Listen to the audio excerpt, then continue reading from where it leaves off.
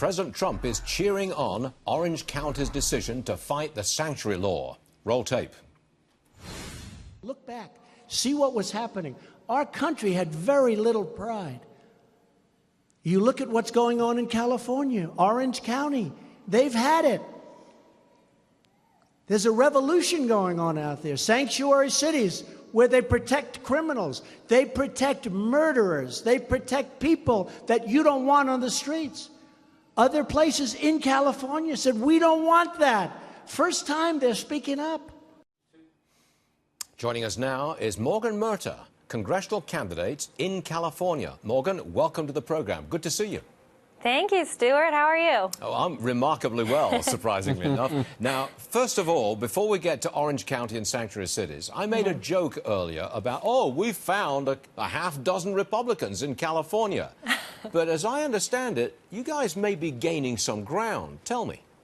We are. If you haven't noticed, I mean, California has had a huge mass exodus lately of all these people trying to get away from the terrible policies of the left. I mean, we have so many different sanctuary state policies, just one example of all of these terrible policies, and people are tired of it, so they're leaving. They're like, you know what, I'm out of here. And taxation is another one. People can't afford to live here anymore. So people are starting to wake up to this fact that it's not feasible to live in California under these liberal policies anymore. Now, clearly, you're on the side of Orange County, opposing the sanctuary state law, sanctuary city law as well. But you're not in Orange County yourself. I think you're running for a district closer to San Diego, I think. So yes. What's the feeling in the San Diego area? Are they with Orange County?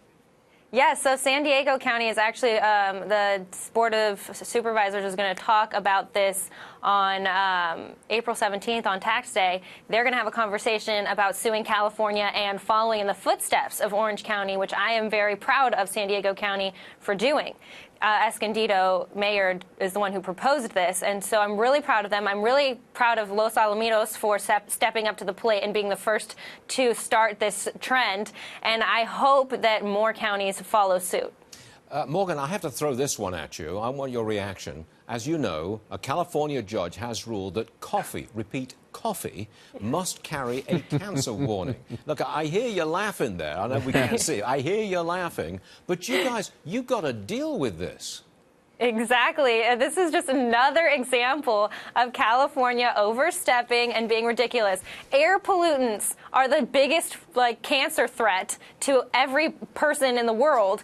What are we going to do? Put giant signs, like Amber Alert signs everywhere saying, don't breathe, you're going to get cancer? I mean, this is ridiculous. And it's not just California that's being impacted by this either, because the California law now states that if things are bought online, even out of state, if they're being sold to people in California, it has to have this warning too. So it's just another example of California and liberal policies being overbearing to people. I mean, the straw ban that they're proposing too out of California. There's a new ban that's going to be on the ballots in November to ban the use of straws in restaurants. You will get fined $1,000 if you give people straws unsolicited. So California has lost it. I am hoping that I can be one of those people to help bring it back down to earth. I got to tell you, Morgan, we're not used to you. No. Look, you're young, and you're a Republican, and you're from California. There's not many like you there, are there? There aren't very many people like me, and the thing is, I mean, there are, but they're kind of in hiding. And so what I want to do with running, I mean, I am the youngest candidate in the nation, and I can't hide my age, but I do want to inspire millennials, especially young conservative millennials, to step forward and make a difference. I mean, people are in our age group, they tweet their feelings all the time. They go to the Women's March, this March for Our Lives. They do all of these things and complain all the time, but less than 5% of people in Congress are millennials, and we are the future. You have to be, millennials are up to age 36. You only have to be 25 to run. That is 11 years that people could have ran and should have ran and didn't. And there are less than 5% of us represented. So I really hope to inspire millennials to take charge of our future because these people in Washington are screwing it up. Can you win if you get out there on the campaign trail and say, I'm with Trump? Can you win in California saying that?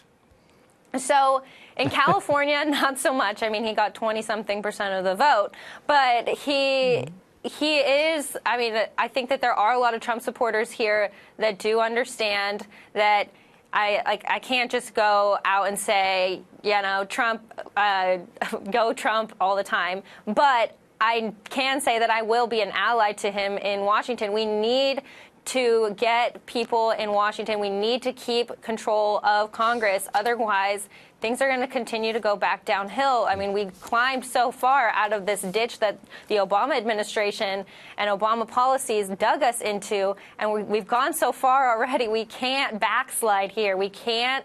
This is the midterms. We can't lose the House. Morgan, we have a lot of viewers in California, and they're watching you right now, and I'm getting a lot of emails saying, you go, okay?